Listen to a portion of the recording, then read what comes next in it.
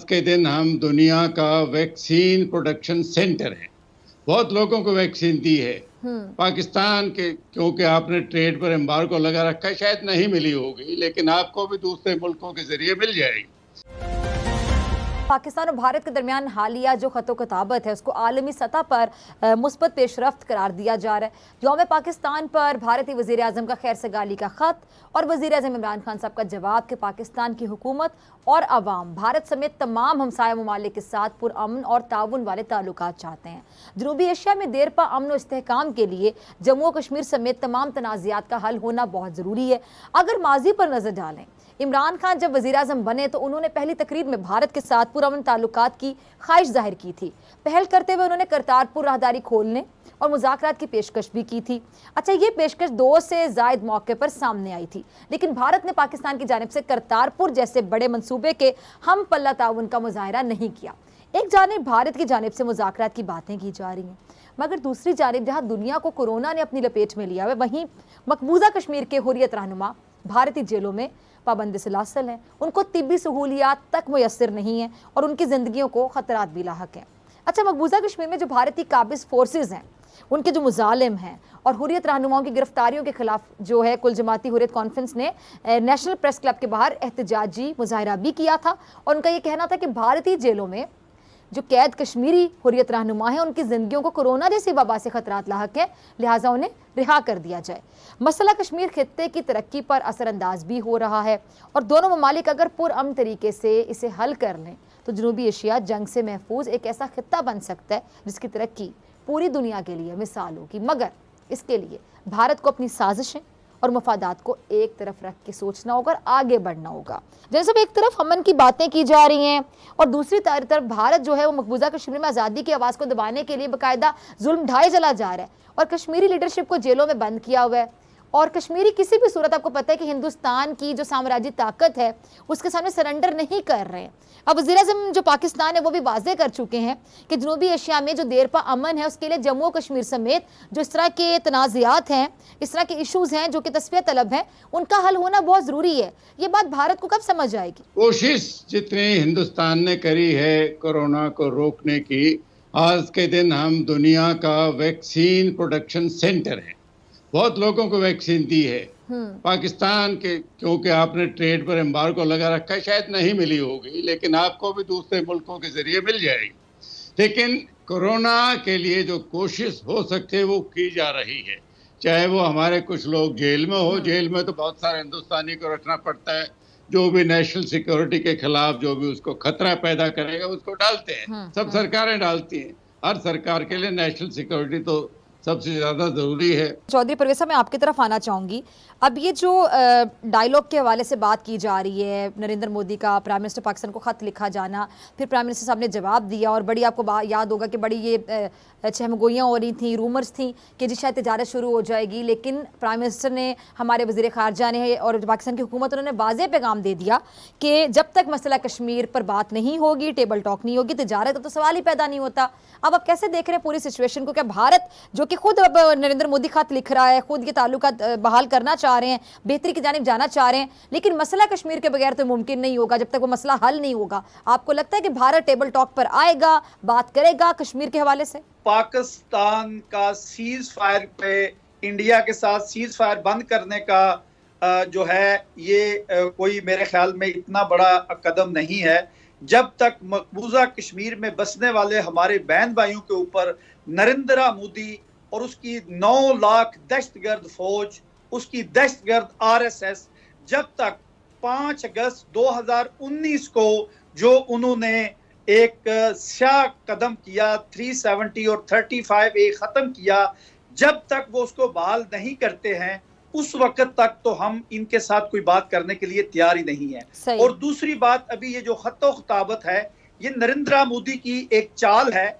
जैसे कि मेरी बहन ने कहा कि वो अंगेज करना चाहता है, मैं बिल्कुल इनके साथ सहमत हूँ, क्योंकि इंटरनेशनल कम्युनिटी का इंडिया का जो 5 अगस्त का स्याह तरीन इकदाम है उससे प्रेशर बढ़ता जा रहा है।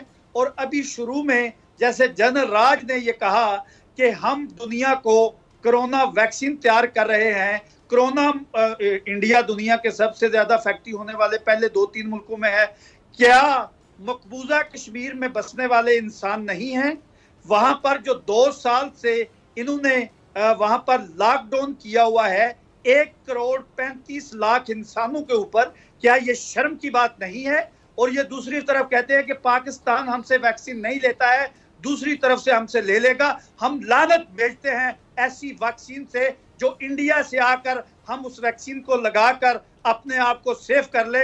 हम इससे मरना बेहतर समझते हैं, इससे मौत बेहतर समझते हैं। जब तक हमारे बहन भाई जो कि मकबूजा कश्मीर में बसते हैं, जब तक उनके ऊपर नरेंद्र मोदी और उसकी दहशतगर्द फौज जब तक उनके ऊपर ये जुल्म बंद नहीं करती है, ना हम इनके साथ कोई ट्रेड करेंगे, ना हम इनके साथ कुछ सफारती बात करेंगे, ना इनके साथ हम कोई और डायलॉग करेंगे। जब तक कश्मीरी जो कि मकबूजा कश्मीर में बसने वाले हैं वो इस पार्ट का हिस्सा हूं।